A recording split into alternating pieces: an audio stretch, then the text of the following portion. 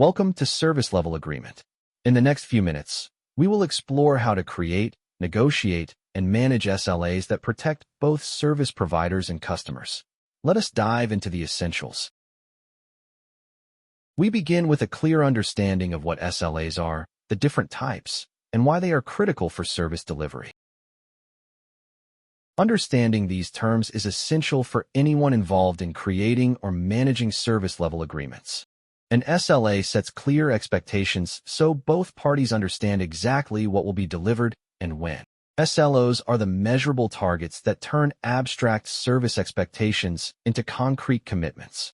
SLIs are the actual measurements we track to determine whether SLOs are being met. Uptime is often the most visible SLA metric and directly impacts customer trust and satisfaction. Penalty clauses create accountability and provide remedies when service falls below agreed standards.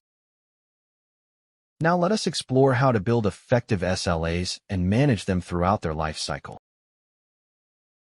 SLAs come in different forms depending on the relationship and scope of the services being delivered. Customer-based SLAs consolidate all service commitments for a single customer into one agreement. Service-based SLAs define consistent standards for a single service regardless of who uses it. Multi-level SLAs combine corporate-wide standards with customer and service-specific commitments. Operational-level agreements ensure internal teams meet the commitments that external SLAs depend on. SLAs are living documents that follow a life cycle from initial definition through continuous improvement.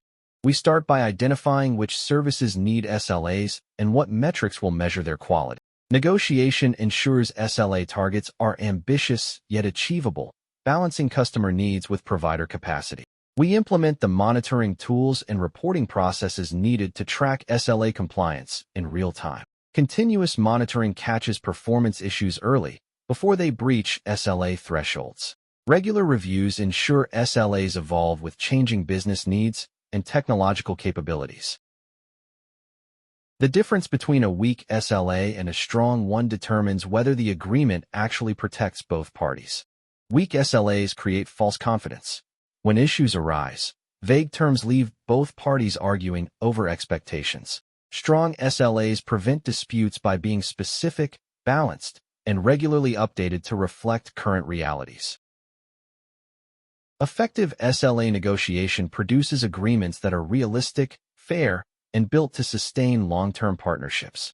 Realistic targets grounded in data prevent overpromising and the inevitable disappointment that follows. Clear escalation paths ensure the right people are engaged quickly when service degrades. Explicit exclusions prevent disputes about whether planned downtime counts against availability targets. Scheduled reviews keep SLAs current and give both parties a structured opportunity to adjust terms. Let us recap the essential principles for creating and managing effective service-level agreements. The SLA-SLO-SLI hierarchy creates a complete measurement framework from agreement to metric to indicator. Choosing the right SLA type ensures the agreement fits the complexity of the service relationship. SLAs that are written and forgotten provide no real value. Active management makes them effective. The best SLAs protect both parties fairly and create a foundation for trust and collaboration.